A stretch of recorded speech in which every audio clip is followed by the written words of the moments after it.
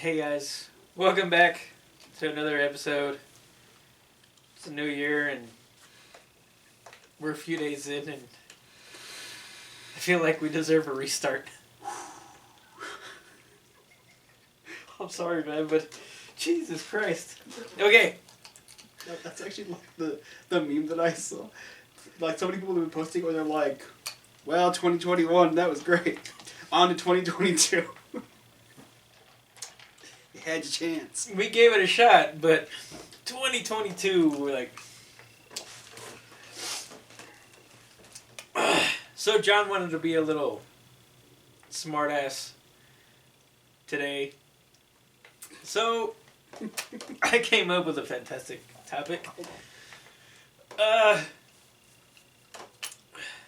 We all know Bill Shakespeare. John's done a bunch of his works. I've been in a couple. Well, I was in one of his shows, Taming of the Shrew, but I did do tech for a few more of his shows, of Bill Shakespeare's. So we're gonna talk about what have been good movie adaptations of some of his works, and there's been a lot out there. There's 2 versions of Much Ado About Nothing. Yes. And 3 versions of Macbeth. Something like that. Oh no, I said, ooh. We had theater. The Irish, ooh. And it's really great, the Scottish play. Oh no, I said it, and it's not even a Scottish play. Oh no! Well, I mean, this is only play about Scotland. Yeah, and there's... I have a Midsummer Night's Dream. There's only one movie version of that, right?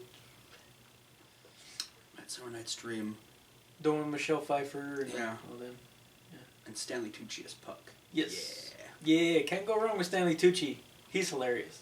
Like, I know the Transformers movies get a lot of hate, and there's a reason for that, but Stanley Tucci kind of makes up for the ones that he's in, you know? Well, if I want to get like a real good Stanley Tucci like fix, I watch this movie called The Imposters. Mm-hmm. Great movie. Like directed by, written by, starring Stanley Tucci. Awesome movie. There's a movie called Big Trouble. Yeah. And it's Stanley Tucci's in. That one's hilarious because just... If you don't know, you gotta watch it just to understand what we're talking about. He's not the main character in Big Trouble, but the part he plays is very Stanley Tucci. Oh, but since we brought up Stanley Tucci, I cannot let it go without mentioning my all-time favorite Stanley Tucci performance ever, and that's a movie called Undercover Blues. He plays a thug in New Orleans named Muerte. He's such a punk, but I love him so much. If anyone's curious as to why I'm eating out of a bowl, if you watch the video of John's Terminator movie rant, I kind of dropped the bowl, and I'm really glad it didn't break, so I'm eating out of a plastic one today. Because I'm so glad that did not break. I still wanted to watch you do an Uncle Buck take. Huh, unbreakable. No, I'm good. That was fine enough. The fact that it bounced and you could hear it and it didn't break, I'm so thrilled. I was thrilled. Clearly from the footage, and none of that was edited. I didn't edit any of that out. Literally, because it was 30 minutes into us talking about it and I just didn't know where to go from there, so it's all in there. Like I didn't take any of it out.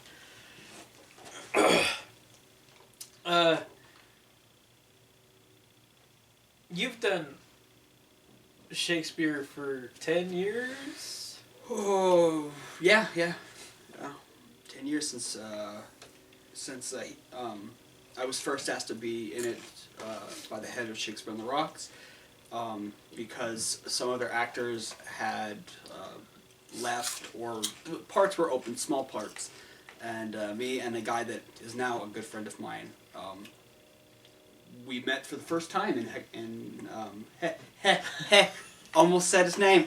No, we almost met in the guys who ran Shakespeare's class, like for the first time. It was the first day of school, and he was like, "Hey, I got 2 parts that are open.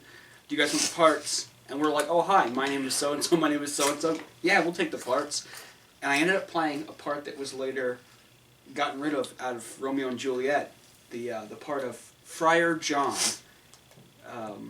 who is basically, he has a little bit part. He's just the guy that's supposed to take the letter to Romeo to let him know, hey, Juliet's not really dead. We got this whole plan, but he never made it because of, I think the Black Plague is historically why he didn't make it. But he came back, and then Friar Lawrence gets all pissed at him and smacks him around. He's like, well, it was so important you delivered this. But yeah, my favorite part about being in that show is the fact that, and I probably mentioned it before on other videos, but the fact that the costumer is, I think he's from Mexico, and then he moved to El Paso, so he was writing the names of each of the characters on their costumes, and he wrote mine Friar John, and he spelled Friar Fryer, like I was a friar, like That's awesome. French fry, and I was like, that'd be great. I'd love that part. I auditioned many moons ago for Shakespeare on the Rocks. I was in high school. Shut up. I auditioned for Shakespeare on the Rocks and I didn't get cast. And I was like, all right, that's fine, no big deal. I didn't find it as, you know. And then I auditioned to be in The Boys Next Door in my senior year of high school. And we were performing one day, and I didn't know it at the time. I found out after the show that the front row were the people who ran Viva El Paso / Shakespeare on the Rocks at that time, which was known as IPAPA.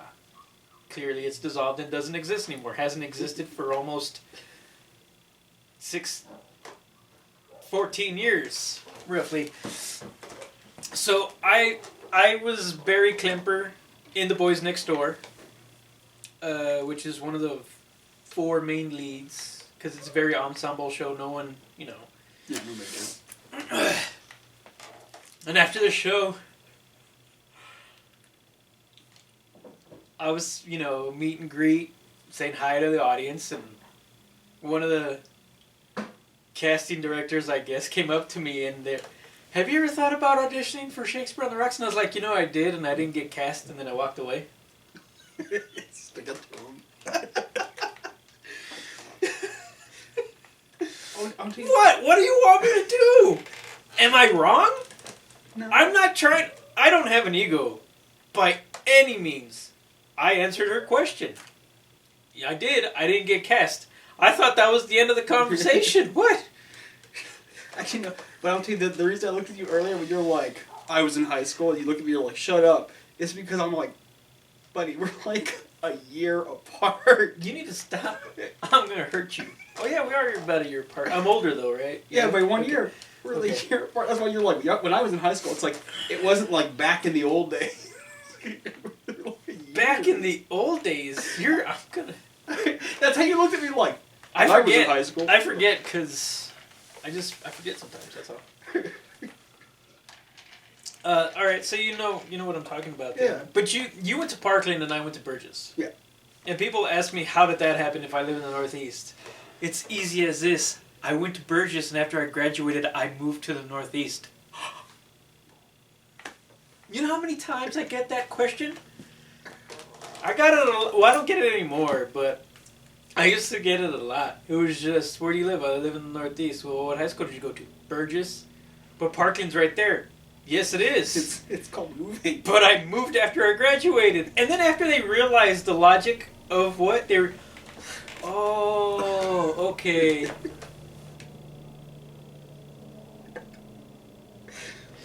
Alright.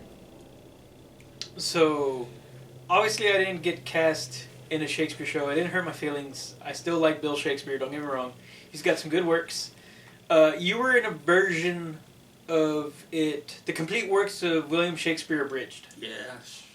Do you want to talk about that at all, or? Yeah. It's actually one of my, it's one of my favorite Bill Shakespeare plays, and it's not a Bill Shakespeare play. It's basically, it's 3 actors. You play yourself in the show, and you're trying to put on all of Shakespeare's works in 90 minutes. 90 minutes, all of his plays, doing a little like synopsis of each one. And it's funny because like Act 1, there's only 2 acts. Act 1 is all the rest of the shows, and Act 2 is strictly Hamlet. The entire act of Hamlet. And it's goofy, it's a funny show, you're supposed to be kind of, in a way, making fun of Shakespeare, but not making fun of Shakespeare. You're supposed to be having fun, just being goofy. It's a lot of fun, it's a riot. And I've been in it twice, but I've been a part of it 3 times, because there was one time the first time, when the original actors were in it, and some crazy stuff can happen in that show. It's very audience participation friendly, in fact encouraged, and there's a lot of running around, and people can get hurt. It's very physical. Yeah, very physical. But not any Shakespeare show, but there are quite a few Shakespeare shows that are physical. Yeah. To some extent. When we talk about movies, I know there's 2 versions of Hamlet out. There's the Mel Gibson version and Kenneth Branagh version. Othello has 2 versions out. At least, yeah. And of course, Romeo and Juliet, that has like 30 different versions. And then, of course, The Tempest. The Tempest. Yeah. With Helen Mirren, she's in The Tempest. The Macbeth version that I have, Michael Fassbender is in it. Wonderful. It is such a very... There's also... there's also King Lear. Well, actually, I was going to mention Titus with Anthony Hopkins. Yes. Richard III, I'm sure there's a version out there. Coriolanus. Wait, what? It always gets everybody. That name always gets everybody. Say it one word. Coriolanus. That's the actual.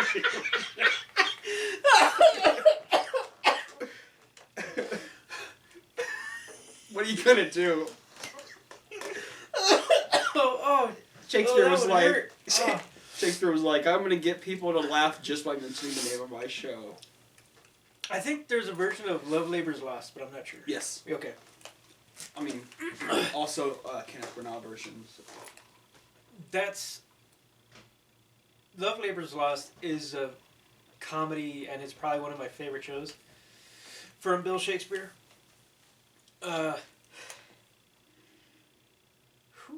right.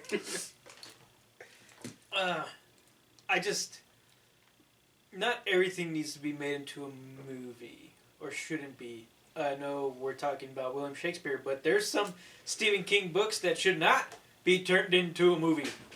Like Dreamcatcher. Oh, you liked it? I like the actors. Well, that's a difference. Talk about the ending. Exactly. Stupid. There's some versions that... and don't get me wrong, there's a lot to talk about when it comes to Shakespeare. Not just what versions of his plays that got turned into movies are good. I know with Josh Hartnett, that is a version of Othello also. It's good, and it's was made in modern times, but not everything needs to be... But, I mean, a lot of his works are also royalty-free, so you can change it however you want to fit what you're doing. There's some versions that are just... I almost completely forgot when you were talking about the different versions of Hamlet there are. You were getting a phone call. It happens. You know who was calling? I don't want to know too much. But no, I was thinking that concerning Hamlet, there's also an Ethan Hawke version. There's a what? There's an Ethan Hawke version of Hamlet. Alright, that I didn't know.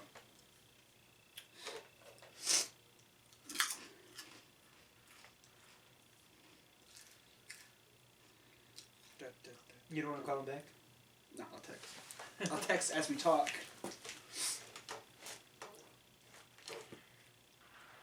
There's a couple, and I was really hoping to save my favorite version of one of them for the end. Kenneth Branagh's version of Hamlet is 4 hours long. Good stuff. But it's really good. But a lot of Shakespeare shows are long to begin with. They're 5 acts each. You know what I like? You know what I found out? Okay. So back in the day, and when I mean back in the day, I mean William Shakespeare's performers, way back in the day. The guy who owned the Globe Theater was just, you can't, I own the land. Nope, can't perform here. You know, whatever. But they were looking at the deed, and they realized they own the building. He just owns the land. So in the middle of the night, they stole the building.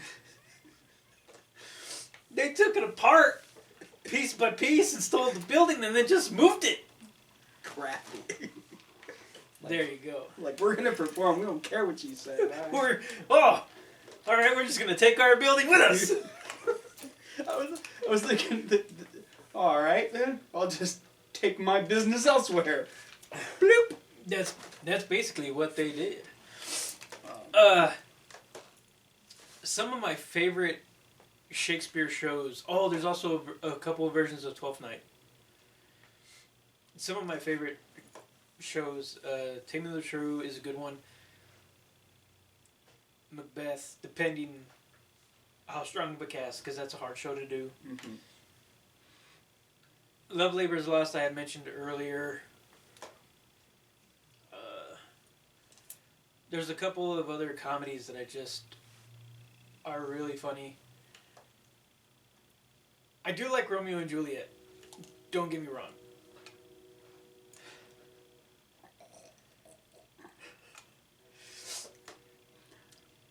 Go ahead. I don't dislike.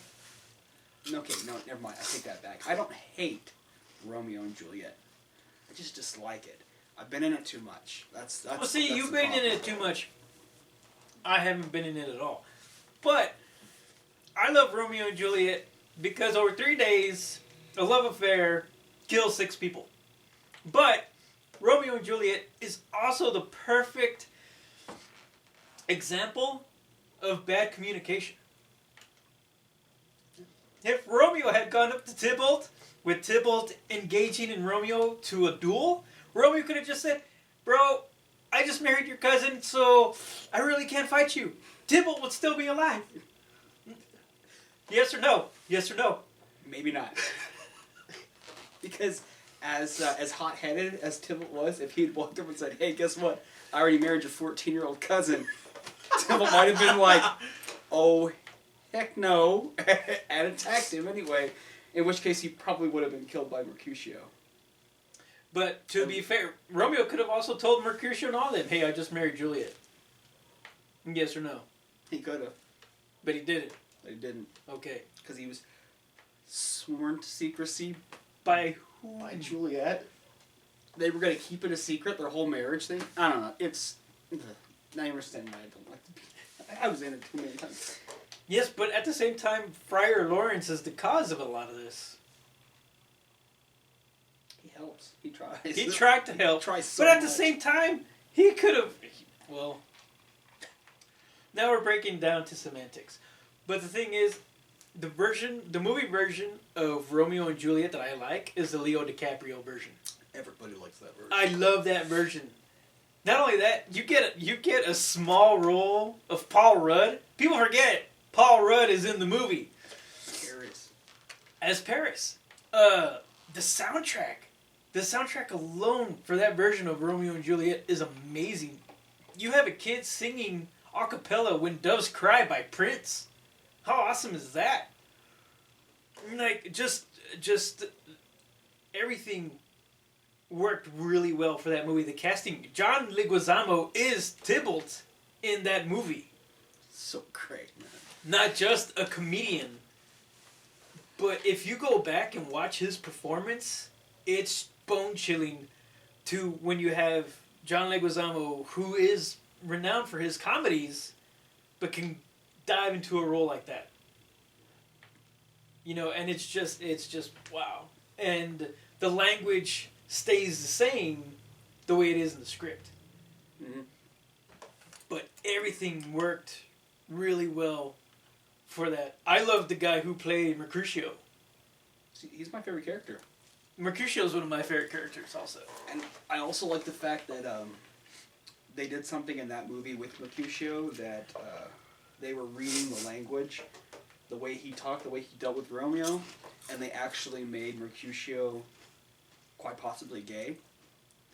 You think about him at the party, and he actually wears a tutu and he wears a dress and everything, and the way he is with Romeo, they're kind of close, like really close, to the fact that when Tybalt insults Romeo, Mercutio gets really pissed off and goes after him and tries to kill him, and throws his gun into the ground, and it says dagger along the side of the gun.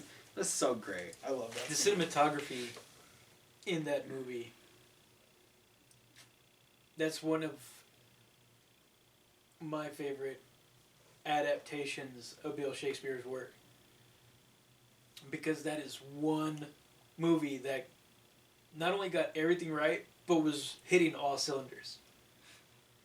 It didn't drag. It just, as soon as it started, it went. It started off at a gas station scene, and 5 minutes into it, the gas station already explodes. And the ball is rolling from there. You know, but it's still a great, you know, when you have bad communication. I love all the people that played kind of like background roles in that movie too. The guy that got to play Friar Lawrence was the same guy from The Lost World who played Roland the Hunter, and he's been in so many other movies. Such a great actor. The guy from I know you'll know this one from Repo the Genetic Opera. The guy who I was gonna say Tom Savini, but that is the makeup artist. No, Sorvino. Yeah, and he's actually in that as, I believe, if I'm not mistaken, he's Romeo's father. No, he's Juliet's dad. He's Juliet's dad? Mm-hmm. I just remember him being inside the limousine, and when everything breaks out, he goes, "Give me my long sword." And he goes for a shotgun. Yeah. So great. But see, they made it work though. They made it work, right? Mm-hmm. You know, and the narrations, and you can understand what's going through and what's happening and where they're at. I'm getting like I want to watch it now because that is a really good version of Romeo and Juliet. It's a great. And I know that it's overdone as a play because everybody knows Romeo and Juliet. But name one time when a cast got it all right. Well, I would name a time, but I didn't live in Shakespeare's day, so what are you gonna do? Time out. Well, I'll just talk to you myself. The maestro's busy. I was gonna say that I think it's one of the greatest modern adaptations of the play. They modernized the entire thing, guns for swords, the costuming. Oh man. We have got a letter. We have got a letter.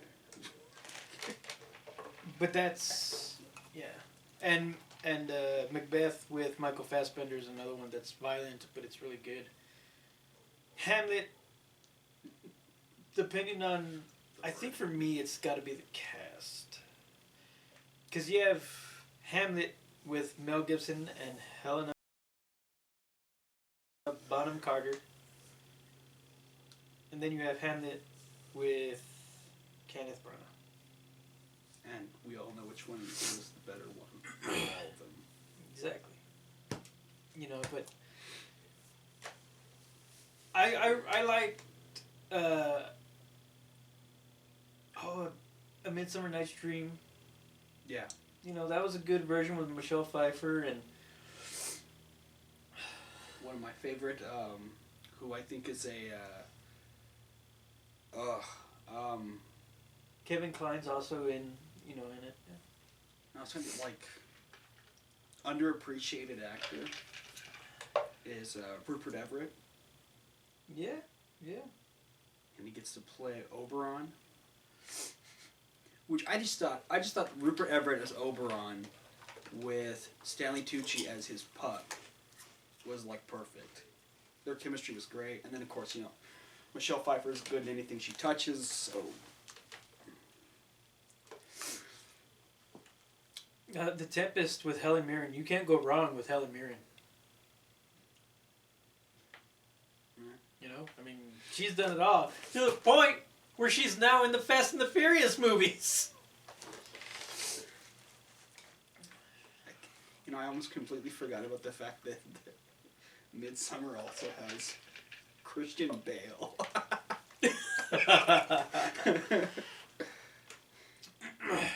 Yes. Oh man, good casting. Yeah, definitely.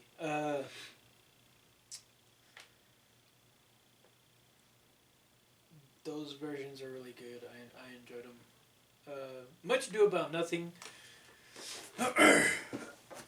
It's not controversial, but it's a very double-edged sword.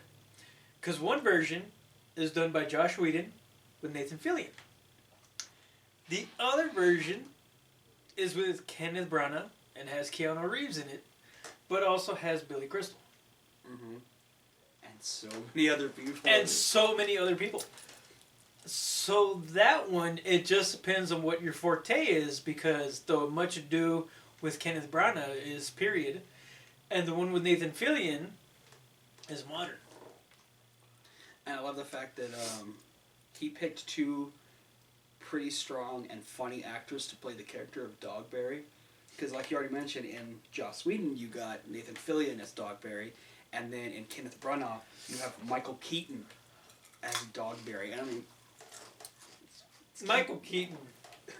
We were just talking about Michael Keaton in previous episodes. Because he's great. Except in the new version of RoboCop. Here we go again. This is a Billy Shakes.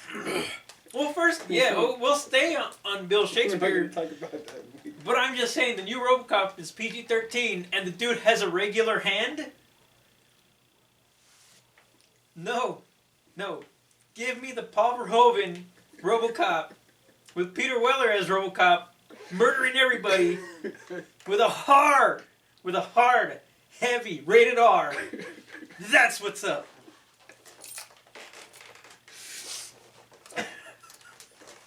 I'm not going to talk about the fact that you were just going against hard. Who did that? One of the dudes was running for president, and he did that. We're going to go to New Hampshire, then we're going to go to Washington.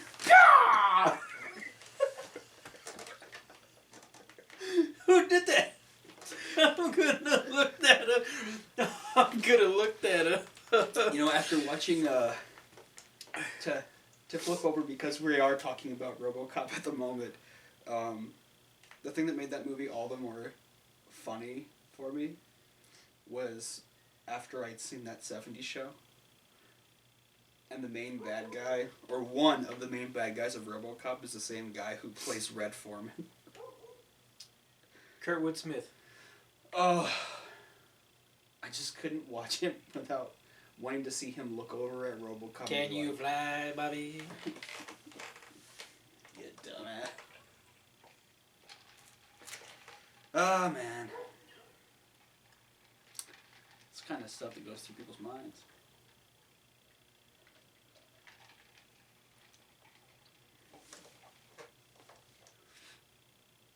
You know, I will say that the best part of Hamlet with Mel, the Madman Gibson, was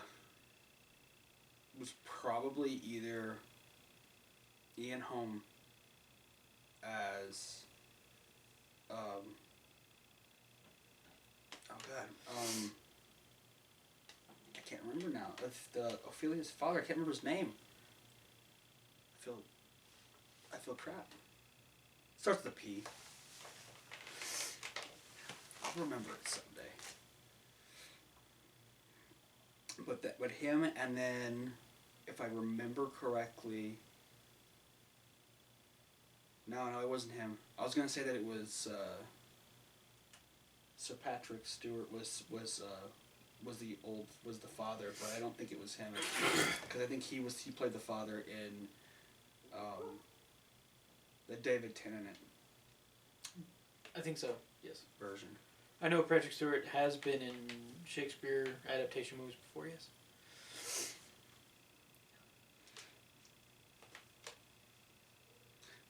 But the David Tennant one is actually not a movie. It's a stage play that was taped while they did it. But that's also the same with his Much Ado About Nothing, which I thought was really great. Guy's a good actor. Oh, it was Howard Dean. Okay, so it was Howard Dean. And I know a lot of people. Okay, so sorry, I'm because it's really funny.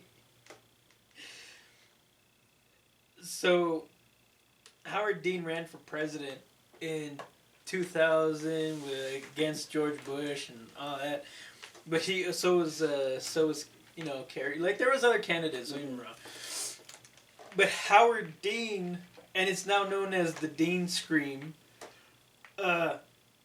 He was talking, during one of his campaign, he was on the campaign trail, and he was like, "We're gonna go to Washington, we're gonna go to California, then Minnesota, and Oregon." And as he's saying that, and at the end of it, he was just like, "Gah!" So that is, and after that, it was kind of downhill for Howard Dean. And people think it was downhill because of him going, "Gah!" His beyond went flaccid. Oh no. Gah!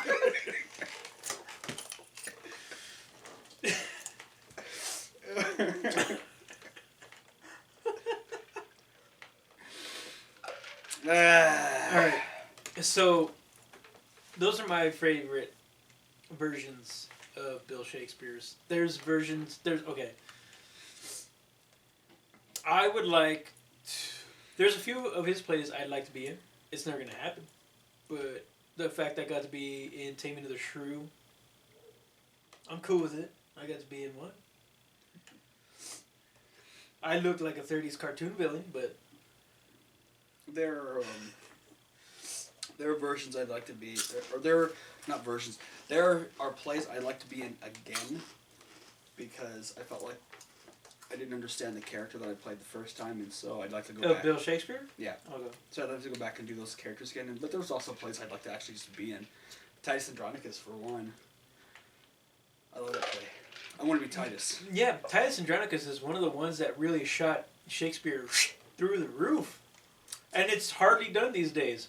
A lot of bloodshed. I guess it's because it's so violent. Yeah, a lot of bloodshed. A lot of themes that are hard to put on stage, and of course, to mention the movie version again, Anthony Hopkins plays Titus Andronicus. Is a great movie. That movie is something else. And if you haven't seen it, you should watch it. Like, oh man. I don't think I could actually be in that show without tuning back to Anthony Hopkins, which is a bad thing, but still, Anthony Hopkins is the bomb. Yeah. And concerning the other play that gave you such a giggle, Coriolanus. I haven't seen the movie version. Neither have I. I've seen the advertisements. I think Ralph Fiennes is in it. It's supposed to be a really good movie. It's about war, combat, so. But I think every version of everything that, or most every version of everything that I like is Kenneth Branagh. Kenneth Branagh does a lot of really good Shakespeare movies. No, he knows Shakespeare. I mean, he's done other things. He directed Thor. Mm. What? Just because I talk in the same way doesn't. No, I'm saying like he's done other things besides Shakespeare. Oh yeah, Agatha Christie. We'll touch up on Agatha Christie and Murder on the Orient Express and Murder on the Nile. It's gonna come out. Yeah. Was supposed to come out, but and that's also going back to Michelle Pfeiffer, who was in Murder on the Orient Express. Yeah. She can do it all. Yes. He's directed Thor. Oh, he was in Harry Potter. Yeah. Oh, I remembered it. Ophelia's father. Polonius. Oh my God. Polonius. I remember. Ian Holm played Polonius in the Mel Ian Gibson. Holm was Something badass because he did pass away. So. The original Bilbo Baggins, man. There you go. Ooh, man. And then him in From Hell. He was good. That was great. That was a good movie. Ian Holm. You don't know who he is? Look him up. Yeah. You know what? What's Let's up? surround the topic. I'm really glad that Shakespeare's works has never been turned into a musical. I wouldn't be so sure about that. What? Did I miss something? Have I been out of the game for that long? I just wouldn't be so sure. I once looked at a catalog of musicals, musical scripts, and it was all musicals, no straight plays in it whatsoever. And I'm pretty sure I came upon some musical versions of shows, of Shakespeare shows. Fine. There probably are some. And I'm not knocking on musicals. I've been in them before. I've done tech for a couple of them, so I'm not knocking musicals. Did you know that there's a musical version of A Christmas Carol? Yes, there's also a musical version of Shrek. Kelsey Grammer plays Scrooge. Well, I think it's about that time for this one. And don't get me wrong, there's a whole lot of Shakespeare we didn't touch up on, but there's multiple videos because Shakespeare did it all, and he also kind of, I don't want to say he dethroned, but he did kind of mess with Christopher Marlowe a little bit, and Christopher Marlowe is one of my favorite writers. He smacked Christopher Marlowe around. They were kind of in a bar fight, if you believe the stories. Marlowe probably definitely wasn't a lot of bar fights, but that's just because Marlowe's Marlowe. He feisty. A little bit. But I mean, come on. It's Christopher Marlowe. That's a topic for another day. We will talk about... That's one show I'd like to be in. What, the Faust? Yeah. Hell. Yes! I'd like to be in Faust. But... I don't know, it would take... the script, because I know sometimes his stuff gets chopped down a little bit, so it would have to be a strong script. I will be in any version of, well, not a musical, any version of Faust that there is, on the proviso that I want to play one of the versions of the devil. I don't want to play Faust, I don't want to play anybody else, just the devil. And there's like 3 or 4 versions of the devil, and there's Beelzebub, Mephistopheles, I think Lucifer is actually in it. Mm-hmm. But just him, because every version of the devil that's in that play is just amazing.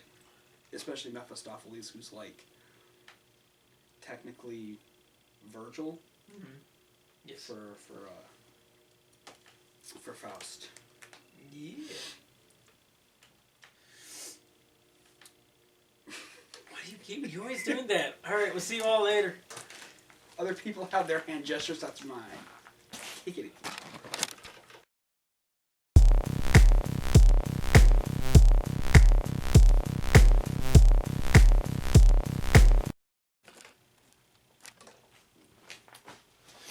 The delicious sound of drinking water.